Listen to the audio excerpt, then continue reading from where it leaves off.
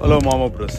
కానీ ఇక్కడ ఎక్కడ చూసిన జనాలు ఇప్పుడు ఐసీ ఇల్లీగల్ ఇమిగ్రెంట్ని పట్టేస్తున్నారు. తర్వాత స్టూడెంట్ అంటే పార్ట్ టైం జాబ్ ఎక్కడ చేసినా కూడా పట్టేస్తున్నారు జనాలు. ఫ్రెండ్ ఏదో ఫ్రెండ్ చేస్తుంటారు, అవుతుంటాయి. సో ప్రతి దగ్గర అవుతున్నాయి. మాకు న్యూజెర్సీలో కూడా అయ్యాయి, న్యూయార్క్లో అయ్యాయి, క్యాంప్డీన్ అనే దాంట్లో కూడా అయ్యాయి. నాకు తెలిసిన ఇన్ఫర్మేషన్ ప్రకారం అవుతుంటాయి. మన అయితే వాళ్ళ డ్యూటీ వాళ్ళు చేస్తున్నారు. మన డ్యూటీ ఏమిటి?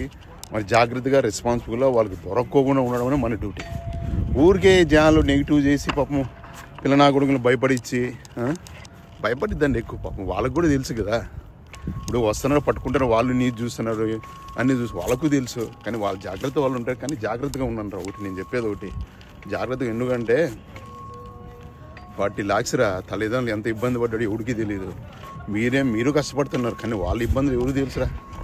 కాబట్టి వాళ్ళని బాధ పెద్దంటేని దొరకకుండా జాగ్రత్త చూసుకొని చేసుకోండి, సేఫ్గా ఉండండి. అది ఓకే.